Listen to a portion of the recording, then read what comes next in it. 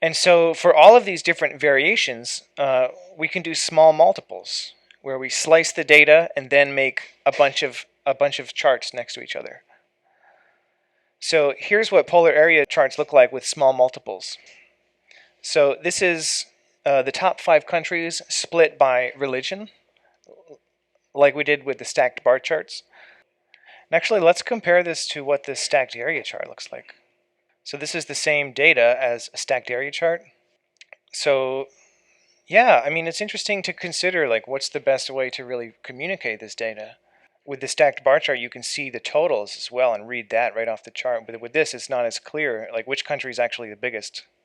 You can see that they're smaller, but like there's no way you can say which one of these is bigger, because you have to like mentally do all the summation between all the different arc segments, you know.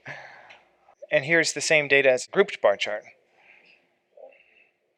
So I don't know which is better, but here's how we can do it actually, like if we wanted to in the code. That one seems to be, you can group into the China, India, and then the other segments. So there's like 10. Right. Yeah, I mean, it's hard to say in general, but yeah, I think you're totally right that it depends on the task at hand and the data at hand and what you're trying to communicate or show in the data. But D3 is so powerful, it lets you do all of these. This will be similar to the approach from before of stacked bar charts and grouped bar charts. We're going to have, I think, group elements. Let's just inspect the DOM as the first step, just so we can see what to expect. See, it's a bunch of different SVG group elements, one for each, well, they're called pies. one for each of these, you know, polar area diagrams. And then within each of these, there are the pie slices, which are paths. So let's take a look in the code. How is this done? So now we have an X column. This was not there in the previous examples. And then an X scale. It's an ordinal scale, but using range points.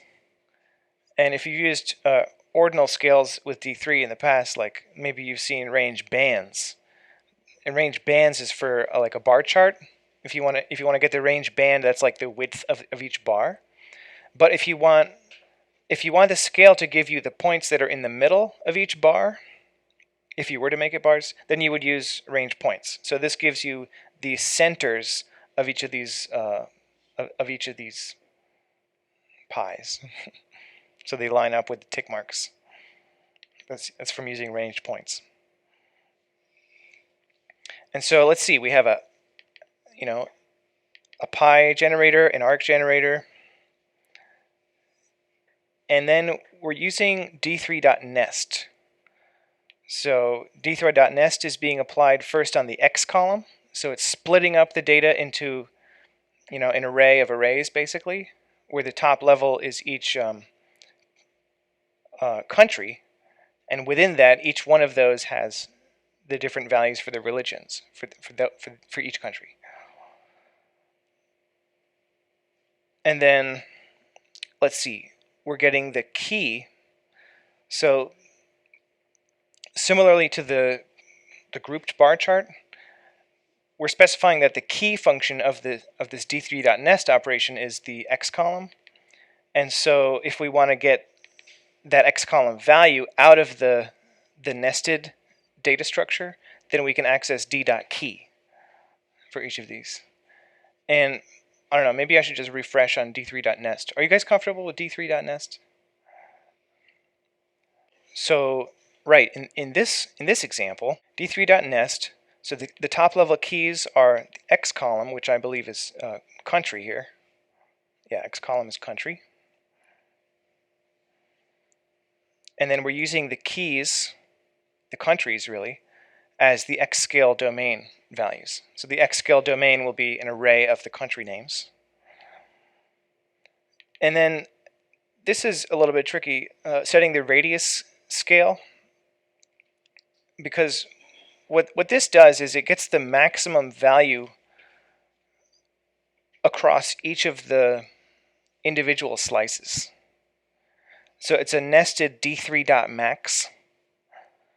So D3.max, if you're not familiar with it, it takes as input an array and a function, and the function returns the values, and it will give you the maximum of all those returned values. And so for each X entry, in this case countries, so for each country, we go through the values for that country and then extract the value for the radius column. And the value for the radius column is population. This will get all the values for population for all the entries within each group. And so, like, let's say this were called on the entry for China, the return value would be the number of unaffiliated people. And then, but if it were called on the entry for India, then the return value would be the number of people who are Hindu, the maximum. And then this outer level D3.max takes the maximum across all those maximums. And so this is used as the maximum, the max radius, basically, for the radius scale. What controls the spacing? Well, it draws from a lot of the other D3 charts, like a bar chart. So it's using the margin convention. And so it's using the left and the right margins to get the point for China and the point for Brazil. And then the spacing is dictated by the fact that there are 5 entries. And that's computed by the ordinal scale, the x ordinal scale. Let me show you. You could basically measure the size. Yeah, like you said, measure the bounding rectangle and make sure they don't overlap. What I did to make sure that they don't overlap is just to change the radius max parameter. So if I change that, it will scale them like this. And so I just like tweaked it until it was just right, you know. I did tweak it. Yeah, I mean, and I love this tool, blockbuilder.org. It's a really cool project. You can take these blocks and then edit them, and it gives you these really nice sliders, so you can tweak things really easily, and you don't have to like, change the number, save the file, refresh the page. So I would recommend using it, and then you can save it, and then it's on your blocks.org page, which is where a lot of the D3 examples are shared. And actually I put the examples from this tutorial as blocks. So you can open up any one of these with the blocks.org bookmarklet, which you can get from the site, and then you can just open it up and tweak it. But anyway, so in this example, let's see, where were we? Oh yeah, we were looking at the radius scale max, the maximum of all the maximums. So it's returning the population value for each religion of each country and taking the maximum over all of those. So this will give you ultimately the number of Hindus in India, and that'll be used as the max. That data value will correspond to the max radius value, and so that's how we can control the size, basically. And then let's see. This code assigns the color scale to be based on religion. And so what it's doing here is it's accessing the first entry in the nested values array, which will, I think, be China. And it's just getting the religions for that one country. Yeah, so I don't know. It doesn't quite feel right to access like the first element in an array in the code, but like it just seemed like a sensible way to do it. Because if you access it across the original data, you're accessing like the same religion value like a bunch of times. That would work too if you just pass in data, actually.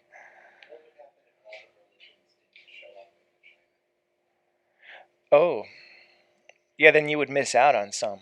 Yeah, this code is definitely assuming that the first entry has a set of religions that's the same set of religions across all the other countries. Yeah. That's a good point. Yeah. But you could also use the original data here. If it were like this, data.values.map, So is everybody familiar with the map function on arrays? So let's say data is an array. Map is a function that will take as input a function, and this will be applied to every element. And then the return values from this function will be added to an array. So this will give you, this expression here will give you an array of all of the different religions, because color column is set to religion. Yeah, it's built into JavaScript. Right. It's just the JavaScript array.map function. It's for functional programming. Yeah. But the thing with, if you do it this way with the original data and not the first entry in the nested data structure, this will be an array that has, Christian, Muslim, unaffiliated, Hindu, all of them, and then again Christian, Muslim, unaffiliated for all the countries. And this would actually work because with ordinal scales in D3, if you pass an array into the domain of the scale, it will automatically deduplicate everything. And that's something it wasn't really obvious to me for a while, but that's how it works. So it's convenient if you have nested data structures like this. I mean, if you pass in the domain of like 111, and then you access the domain, it'll just give you 1. It collapses all the duplicates. And so let's see, all the rest of the code is the same as the previous example, a consistent angular proportion. The value accessor is just 1, and the outer radius accessor is the radius scale applied to the radius column of d.data. And this might be a little tricky to think about, but it's because d here is that outer level entry of the nested. Oh no, d.data is from the pi layout, right? Because remember, the pi layout creates this thing where you can access d.data, and that's the original entry in the table. Yeah, so that's why it's d.data and not just d, because the pi layout puts the original data point inside of the data property of each of these entries, which each have like the minimum angle, maximum angle properties. And then, okay, this is like I think the trickiest part. So g.selectAll.pi. So this will select all the entries that have a class of pi, and map it to this nested, the output from d3.nest, basically, the nested data structure. And so for each element in the top level data structure, we're appending an SVG group element, append a G, and giving it a class of pi so that it will match this select all statement over here. And this is just to avoid, like, if there are other group elements that happen to be children of this outer group element, it's so that we just select the right ones. And that's why the class is used here. Because, for example, there might be a group that contains the legend that might get like selected accidentally if we don't use .pi, selecting everything that has a class of pi. But remember, these are all in the top level, so there's one of these for each country. These are SVG groups, one for each country. And so that's why we can set the transform attribute on each of these groups, and it'll be translating by x and inner height over 2. So inner height over 2 is the middle in the y direction. That's why they're in the middle in the y direction. And then x is the x scale of d.key. And remember, d.key comes from this .key accessor in the d3.nest, which really gives you the x column values. So that's why we can use the x scale on d.key here. So this will give you the center point of each of these groups. And so we're applying this translation to each group that contains these pi's. So if we inspect the DOM over here, we can see how that manifests itself.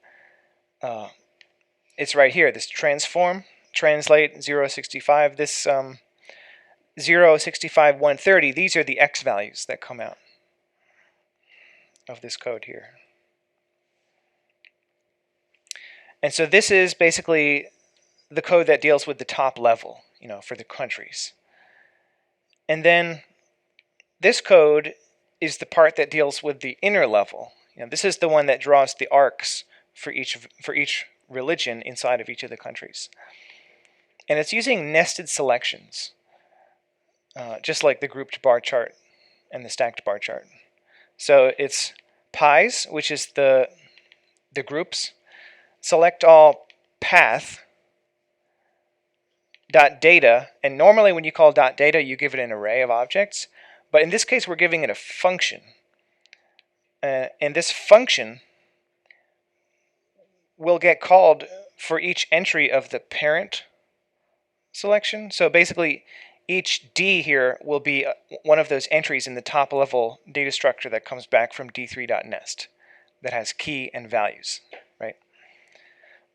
And values, d.values here is the entry for each religion. Like if we go back to this d3.nest example, the key is China, say, and the value is values. And this is all the combinations of, all the religions for China only, really. And so this array of values is what we're returning from this function here. And that's an array of values, and that's what will be operated on in this code over here. So it's just basically the same code as before for the individual, pi thing, but now it's because it's in a nested selection, it gets applied in this nested way, right? So I think the code is exactly the same as before. So append a path, give the attribute d of the arc function, and then fill it with a color scale of, again, d.data, because it was first passed through the pi layout, which moves the data into d.data. And that's it. That's how it works. Any questions? Any mysterious bit of code? This isn't specifically code related, but when you Like a database query? database query or Yeah, and actually that's a great point. So the question is, how do you, like, if you have the opportunity to transform the data before it gets passed into D3, like if you're dealing with raw data from a database or from an application or a Redis store or something, what do you do? And yeah, that's totally true, that oftentimes what comes back from the database query or what's living in the database is not really what you want to visualize directly. Like you want to visualize it, but indirectly. Like let's say you have a massive database with millions of entries about people, and maybe they're at different ages, and you could make a scatter plot where each point is an individual person, but you can't really render a million points in the browser. So the bandwidth is limited, the performance is limited in terms of what you can render. So often what people do is reduce the data in different ways before passing it down to the browser. And for reducing the data, I find sampling is effective, and it depends on the kind of data, right? Sampling and then aggregation, like if you can compute a histogram or do like a group by sort of a thing, and filtering. You can filter just based on the past day. So this is into data science and how do you prepare the data. There's tons of different ways, and it's very case by case, I think. But I think aggregation is one of the most powerful things, because if you think about it, this is representing 7 billion people, but it's been aggregated across country and religion. Well, actually, it's not 7 billion because it's only the top 5 countries, but it's maybe 3 billion, right? So this represents, the result of an aggregation and a filtering. I filtered based on the top 5 countries, and that's all in a pre-processing step. And just to get a flavor of this, here's the pre-processing script that I wrote for this. It's 85 lines. But this is the thing that filters by just the top 5 countries. And maybe there's some other transformation. But yeah, oftentimes you do need to write some stuff on the server side that will transform the data before you visualize it. Yeah. And if you're in a really dynamic environment, let's say you have a geographic map, you could do filtering and then sampling. So if you were to like zoom into San Francisco, it could filter and then sample, and then you get like a higher resolution sample on the place that you're sort of zoomed into or filtered, focused on, you know. Or like in this case, you could maybe have like a drill down functionality. Like if you clicked on China, it would query a database and show a similar visualization for all the different like provinces in China, and same for India. You could do something like that where it's like tied into a back-end system that has more like heavy lifting power. You could avoid the whole like nesting necessity here if you just passed up a JSON. Oh, totally. Yeah, like so I know a guy. So there's this thing called Pivot. There's this project called Pivot that's really cool. And it's basically a recreation of Tableau, open source, on top of this database called Druid. And they deal with this nested structure, and rather than passing like CSV down to the browser, they're basically doing the nest in the server and passing essentially the result of d3.nest down to the browser. But they compute it in the database actually. But yeah, that's a totally valid point. Like you can avoid d3.nest entirely if you just generate that data structure on the server. What's that URL? Oh, this is imply data/pivot. GitHub.com/imply data/pivot.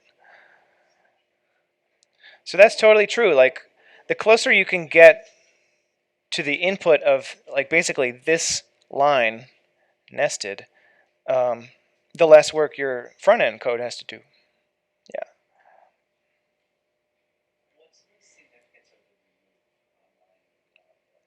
I see. What's the significance of remove? So in this case, you don't strictly need it. Like this will do the same thing if you remove this line of code. But I just like to do things in this style because so this is the D3 enter update exit paradigm, if you're maybe familiar with that. So it means like if you were to call this function again with less data, it would like if you were to call this function again with data that didn't include Brazil. If you didn't have this pies.exit.remove, then it would just leave all that stuff for Brazil there in the DOM. And it just wouldn't get touched. And so it's like if you call this function again with less data, this line will remove the DOM elements that are not being used in the data. So like let's say you call this function again with data without Brazil, this line would actually remove that group element for Brazil. But I just like to always put it in there in the code because you never know like when somebody's going to copy and paste this into a production setting, and then like if this weren't there, then it would just be like broken, you know. Yeah, this part here with nested selections. Why does it work? Nested selections is what allows this to happen. And Mike Bostock has a really great write-up about nested selections, and I would highly recommend reading through this. And he talks about like creating a table. And yeah, it's kind of difficult to comprehend at first. So this is basically straight up D3 that adds a group element for each country, right? But the data associated with each country is actually one of these objects, where the key is the country and values is this array of objects. And so when you say .data and you give it a function, this function is called for every element of the parent selection. And that comes from pies, is because we're calling pies.selectAll, and pies is already a D3 selection that has this data like in it, you know, bound to it with this .data nested, you know. So this is basically bound to this D3 selection. And so that's how the data sort of flows into this selection and into this nested selection, basically. Yeah, so D gets called with each of these top level objects, and then D.values gets fed through the pi transformation,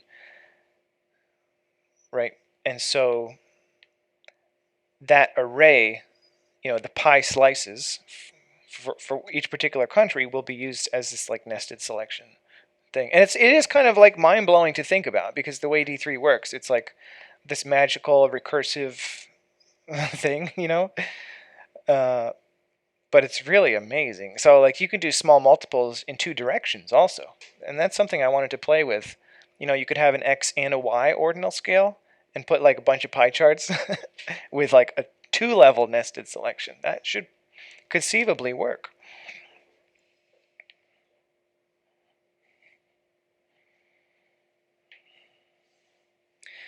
So the next few examples just basically go back to these different visualization types, donut chart and pie chart. And the code is basically the same. So this shows, yeah, small multiples of donut charts.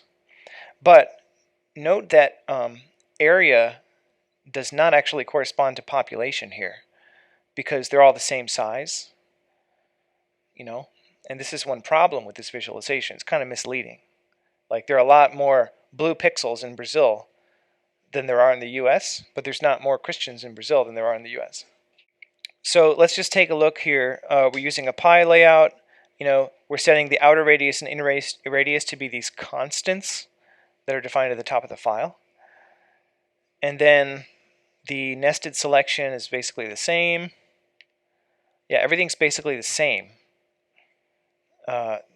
The only change from the previous example is, this pi and arc. Inner radius and outer radius are just fixed. They're no longer functions. And actually the value accessor for the pi layout, here it is, pi.value. So this is what sort of brings it back to being a pie chart and having the angles vary. And so here's the same thing, but with just an inner radius of 0. So here's pie chart small multiples. But how do we address this problem that all the pie charts are the same size regardless of the population of each of these countries? So like ideally, it would be the same as like the third example, where it's like the circles are different sizes, and then within the circles they're actually pie charts, right? Then it would be like an honest, like accurate visualization where the area of each color corresponds to the population. Vary the inner radius. Yeah. Yeah, that's true. You could vary the inner radius. That'd be interesting to see. But the function, what function would that be to make it actually... It would be like 1 minus something. Well, yeah, that's a cool idea. I never thought about that. Yeah. So what I'm going to do is vary the outer radius. But you could very well...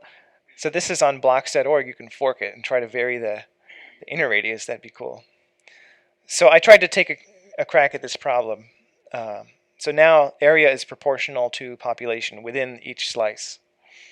So it gives you a more accurate picture. But actually, I just wanted to point out before I go to there, like when I was looking at these, this gives you an interesting perspective in that you can tell that there's a clear majority in each of these countries.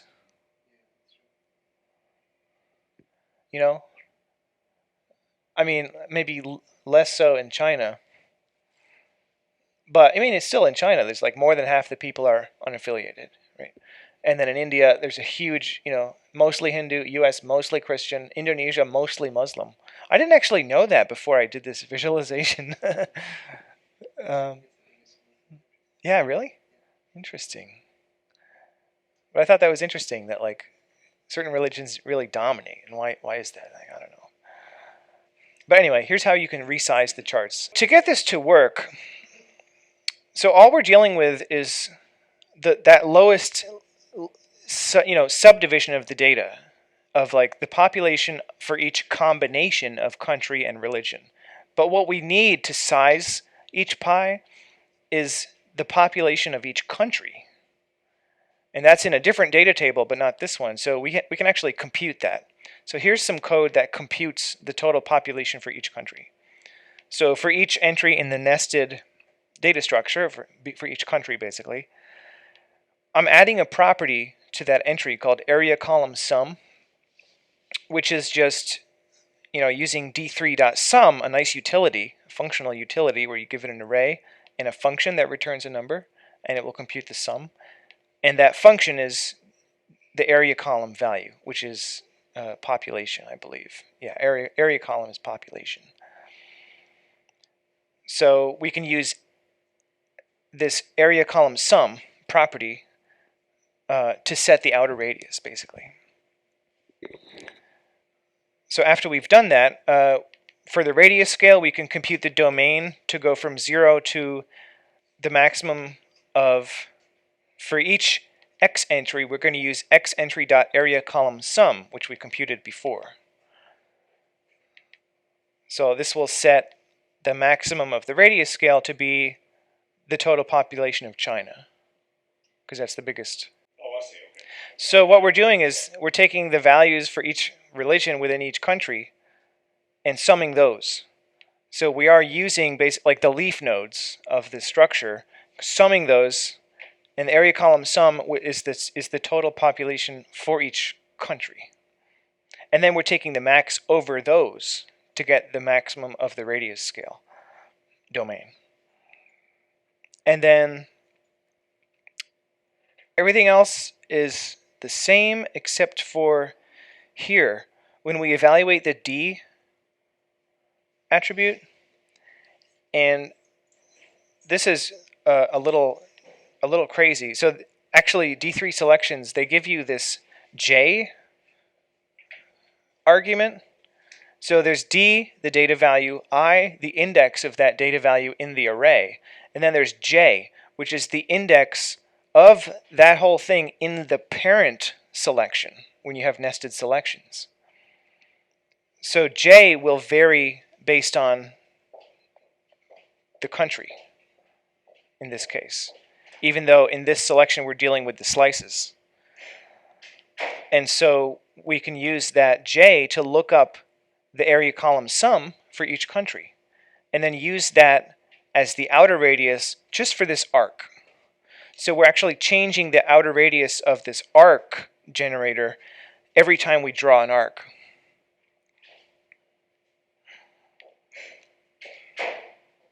So that's how this is working. It uses the nested selections, this J parameter, gets the total sum population for each country, passes that through the radius scale, and sets that to the outer radius of the arc, and then generates the arc. And the return value from this is used as the D attribute, which is this SVG path. So that's how that works. So I did a variation of this with donut charts as well. And this is what that looks like. The same logic. But just the inner radius is some fraction of the outer radius. I think it's half of the outer radius all the time. So that's it. Any questions? How would you do that? I only see one T3.csv. If you had to read more files, Yes, you had to read more files. So you said data one. you could make, yeah, you could have data 1, data 2. Like if this is maybe data 1, you could nest this. I mean, this is one way to do it. You get into callback hell with this like pyramid of doom thing going on, where the more you have, the more indentation you have. So there are a lot of other solutions. This is getting into like asynchronous control flow in JavaScript. Like you can use promises to flatten it out, or there's a D3. D3 doesn't use promises at all internally. D3 actually has a utility for loading multiple files. I've seen it in some examples, like the choropleth example. So this has to load the topo JSON shapes and also the data, the colors. And that's two different things. And here's how Mike Bostock, this is his solution. He's got this queue thing, which is a separate library. And so you can flatten out this nested callbacks like this. Oh, if you want to transform from CSV to JSON? But this is just a function I wrote that takes as input an array and gives as output a CSV file. And so take the keys of the first object and use those as the columns, and then join them together with commas. This is the header. And then for each row, for each column name, extract the value for that, and then just join them together with commas. And then join each row together with new lines. And this is one way that you can convert from JSON to CSV. Well, you could just call JSON.stringify to convert it to JSON. Yeah. So thanks everybody. That's it. Yeah.